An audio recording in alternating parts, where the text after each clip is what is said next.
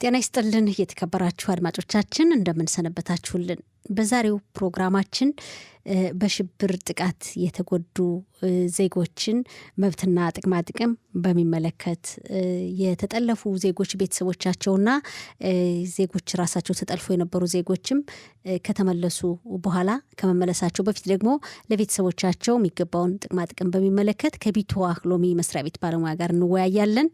በርሾለ ጽዮን ከተማ በሚገኘው የቢትዋህ ሎሚ መስሪያ ቤት የተጠለፉ ዜጎችን በሽብር ጥቃት የተጎዱ ዜጎችና ቤተሰቦቻቸው ያላቸውን መብትና የሚገባቸውን ጥቅማ ጥቅም የሚመለከተው ክፍል ኃላፊ ወይዘሮ ማሬ ብርቁ ስልክ መስመራችን ላይ ናት። ከሷ ጋር እንወያያለን።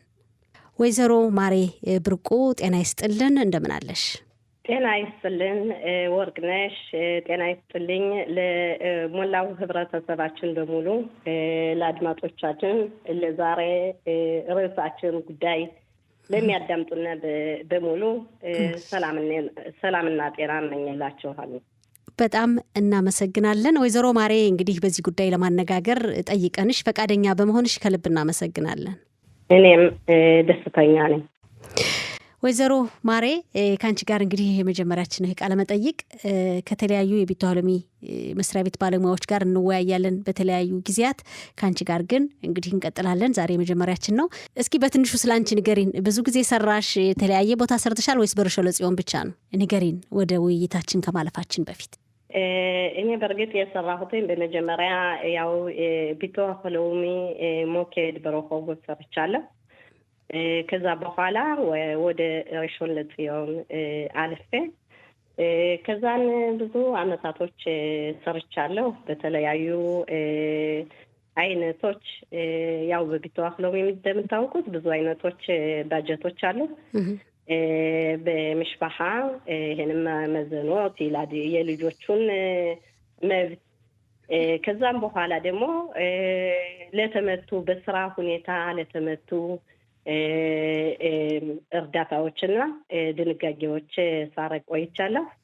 ቶናታ ቦዳ ቶናታ ቦዳ ማለት ነው። በስራ ሁኔታ የተመቱ ሰዎች ማለት ነው። የነሱን ያው የሚደርሳቸውን ባጀት ለመደንገግና ለመስራት ያው ብዙ አመታቶችን እንሰራለን። ከዛም የተረፈ ያው አሁን በጦርነት ወይም በጠላት ለተጎዱ ሰዎችም ያው ትምህርትን ድንጋጌን ወስደን ያው በዚህ አይነት ደግሞ እሰራለሁ ማለት ነው።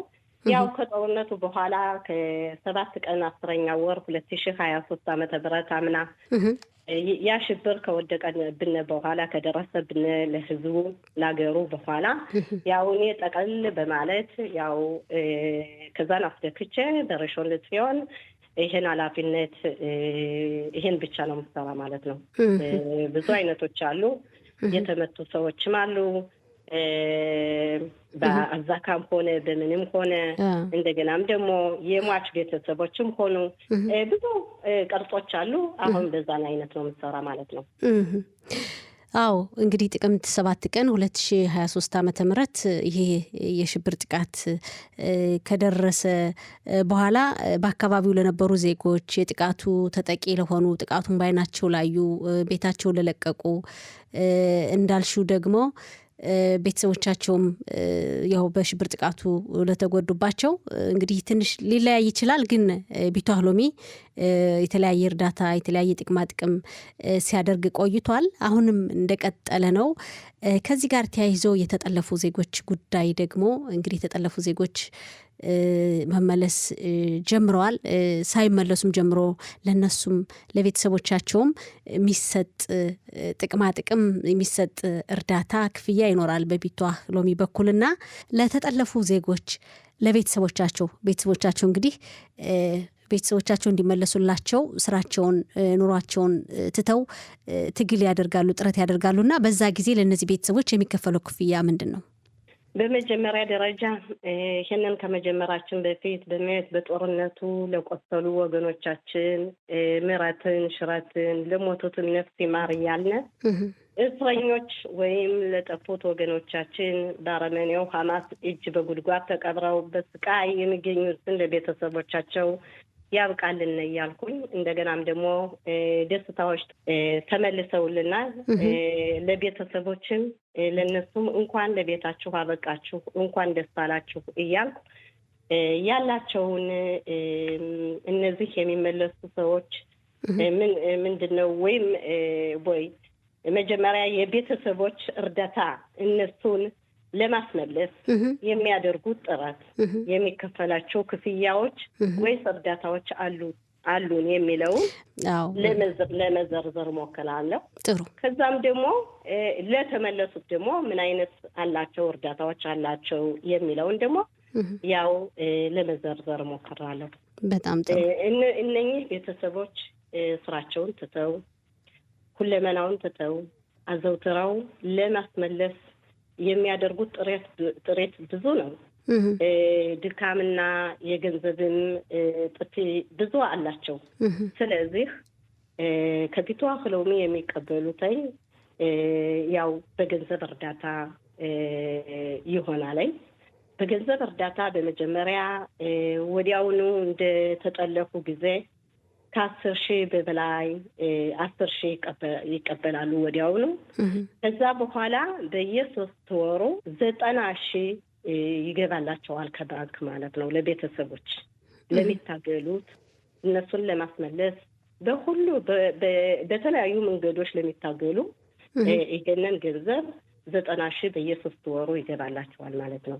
ከዛን በተረፈ ደግሞ ይሄ አይበቃቸውም፣ ትንሽ ነው፣ ይሄ አገሪቱ ችግር የመጣ ነው ተብሎ ሮሮ ስለተነሳ በዛን አይነት ደግሞ ያው ክነሴት ወይም ፓርላመንቱ እንደገና ህግ አውጥቶ እዛ በኋላ ያው እነዛ ሰዎች የተጠለፉ ሰዎች ሲሰሩ ከነበረ ሳይጠለፉ ሲሰሩ ከነበረ ያው እንደ ደሞዛቸው እንዲከፈላቸው የሚል ድንጋጌ ወጥቶ በተጨማሪ በየ3 ወሩ የሚከፈለው ሌላ ያው በደሞዛቸው አይነት ክፍያ ይከፈልላቸዋል ማለት ነው። እንደገና ደግሞ ያ ሰው የተጠለፈ ሰው ሳይሰራ ከነበረ ያው 7,000 እስከ 11,000 ይገባላቸዋል ማለት ነው። ይሄንን ማለት የገንዘብ እርዳታዎች ብዙ እርዳታዎች ይሰጣሉ ማለት ነው። ያው ተጣጥረው አገሪቱም ትታገላለች። እነሱም ደግሞ ባላቸው ሁኔታ ቤተሰቦች ገንዘብ አነሰነ ብለው ሮሯቸውን ሳያሰሙ እንዳይቀሩ ያው ቢትዋህ ሎሚ እነኚህን እርዳታዎች በገንዘብ ሁኔታ ይረዳል ማለት ነው። ከዛን በተረፈ ደግሞ የሕክምና እርዳታዎች ወይም የጭንቀት ተጎጆች ወይም የአእምሮ ጉዳት የደረሰባቸው ቤተሰቦች ደግሞ ሕክምና እንክብካቤዎች የተለያዩ እርዳታዎች ጥቅሞች ይከፈላሉ። ይሄንም ማለት ለእያንዳንዱ ቤተሰብ ወበደት ጽጻሌት ከሽኩም ማለት ነው ከቢትዋህ ሎሚ እኛ ኢባ ይባላል የገንዘብን ሁኔታ እንደነግጋለን እንራራለን። እንደገና ደግሞ ሽኩም ወበደት ጽጻሌት ደግሞ ቤተሰቡን ችግር እየተረዳች እየመረመረች እያንዳንዱ ቤተሰብ ያለውን ችግር እያጠናች የተለያዩ የሆኑ እርዳታዎች ትሰጣለች ማለት ነው። ይሄንን ማለት አንዳንዶች እዳ ያለባቸው ብድርም ይሰጣሉ። እንደገናም ደግሞ ለትምህርትም ደግሞ ተጓጉለው ከሆነ ቤተሰቦች ትምህርት ጀምሮ የነበረ ሰው ካለ በዛን አይነት ደግሞ እርዳታዎች የተረዳች መቼም ያለውን ችግር ለቤተሰቡ እርዳታዎች ትሰጣለች ማለት ነው። ይሄ እርዳታዎች ለቤተሰቦች ነው ማለት ነው። አዎ ለተጠለፉ ሰዎች ቤተሰብ ቤተሰቦች እንግዲህ እንደምናስታውሰው ጥቅምት 7 ቀን 2023 ዓ.ም በደረሱ ሽብር ጥቃት የውጭ ሀገር ዜጎችም ተጠልፈዋልና ለቤተሰቦቻቸው ማን ለነሱ የሚገባው ጥቅማ ጥቅምስ ምንድነው? የቢትዋህ ሎሚ መስሪያ ቤት ወይም የእስራኤል ሀገር መንግስት ለነሱ የሚሰጣቸው ነገር ይኖራል ወይ? የውጭ ሀገር ዜጎች ወደ እስራኤል ለስራ ወይም ለጉብኝነት በህግ የፍቃድ ወረቀት ያላቸው የገቡ ከእስራኤል ሀገር ይህንን ችግሮች ከደረሱባቸው ተጠልፈውም ከሆነ እንደምታዩተኝ ያው ብዙ ለስራ የመጡ የውጭ ሀገሮች ተጠልፈው ሄደው ነበር። ለነሱ ቤተሰቦችም እነኚህ እርዳታዎች ለዜጎች የሚሰጡትን እርዳታዎች ይሰጣሉ ማለት ነው። ምንም ከውጭ ሀገር ቢሆኑ አገሩ ኃላፊነት ስለወሰደ ያንን ኃላፊነቱን ለነሱም ደግሞ ቤተሰቦች ያላቸውን ሁኔታ ለማስመለስ በየሀገራቸው እንዲያደርጉ ጥረት ይከፈላቸዋል። ይሄ እነኚህ የገንዘብ እርዳታ ሆነ ለቤተሰቦችም ደግሞ የጤና እንክብካቤም ሆነ የሚያስፈልጋቸውን ወጪ ያደረጉትን ሁላ ክፍያ ይደረግላቸዋል፣ እርዳታ ይደረግላቸዋል ማለት ነው። የውጭ ሀገር ዜጎችን በሚመለከት ትንሽ እንድታብራሪው ስለፈለኩ ነው። ቤተሰቦች አሁን እንግዲህ የውጭ ሀገር ዜጎች በአጋጣሚ በተለያየ ምክንያት እስራኤል ሀገር ባሉበት ጊዜ ተጠለፉ እንበል። ቤተሰቦቻቸው ውጭ ሀገር ነው የሚገኙት እና እንግዲህ የእስራኤል መንግስት ወይም የቤቷ ሎሚ መስሪያ ቤት ቤተሰቦቻቸው ባሉበት ሀገር በዛው እንዳሉ ነው የሚረዳቸው። እንዳልሽው የገንዘብም ሆነ ሌላ እርዳታ የሚያስፈልግ ከሆነ ነው መጥተው መጠየቅ አለባቸው እነዚህ ሰዎች። እንግዲህ እነዛ የተጠለፉ ቤተሰቦች ምስጣራው ምስራዳ ቢታሆን እንደገናም ደግሞ ቢተዋህ ለውሚ ምስራዳ ፕኒም ያሉት ሁሉ አምባሳደሮች ሁላ በከሸር ያው ተፈላልገው ጊዜ ቤተሰቦችን ያፈላልጋሉ። እዛ በኋላ ቤተሰቦችን አፈላልገው ያነ እርዳታ እንዲደርሳቸው ይደረጋል ማለት ነው። እና ቢተዋህ ለውሚ አለነ የውጭ ሀገርን ሰዎች ኃላፊነት ያሉባቸው እነሱ ይሄን ሁሉ ሀገሮችን ባለሙያዎችን ፈልገው አፈላልገው ቤተሰቦችን ያው ያለውን ወረቀት እነሱ ላሻግሬር በዛ ላለው ያቀርባሉ። ሻግሬሮ ደግሞ በዚህ በእስራኤል ይሰዳል። እንደዛ ብሎ እነሱም ደግሞ እንዲቀበሉ የሚረዳውን ነገር እንዲደርሳቸው ይደረጋል።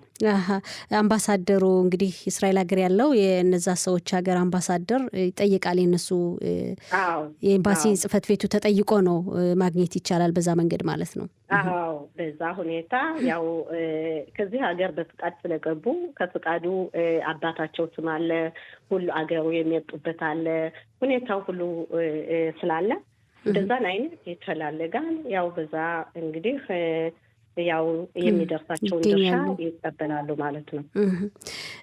ጥሩ እንግዲህ ያው በፈቃድ ከገቡ ለታወቁ በዚህ ሁኔታ ይከፈላል። እሺ ወይዘሮ ማሬ ብርቁ በርሾለ ጽዮን ከተማ በሚገኘው የቤቷ ሎሚ መስሪያ ቤት በሽብር ጥቃት የተጎዱ ዜጎችና የተጠለፉ ዜጎችን መብትና ጥቅማጥቅም የሚመለከተው ክፍል ኃላፊ ስለሰጠሽን ሰፊ ሙያዊ ማብራሪያ በጣም እናመሰግናለን። መልካም ቀን ይሁንልሽ። ሰላም። እኔም አመሰግናለሁ ወርቅነሽ። ከልክም ደግሞ ይሄንን ርዕስ ስለአሽና ይሄንን ስላቀረብሽልኝ ለህዝቡ ለህብረተሰቡ በጣም ምስጋና ከፍ ያለ ነው። እንደገናም ደግሞ እኔ ተፈትተው በመምጣታቸው ደግሞ ለሁሉም ደስ የሚል ነውና እንኳን ደስ አለን። ለአበራ መንግስቱ እናት አባቶች ቤተሰቦችን እንኳን ደስ አላችሁ እላለሁ። እሺ በጣም እናመሰግናለን። እሺ ደህና ሁኑ።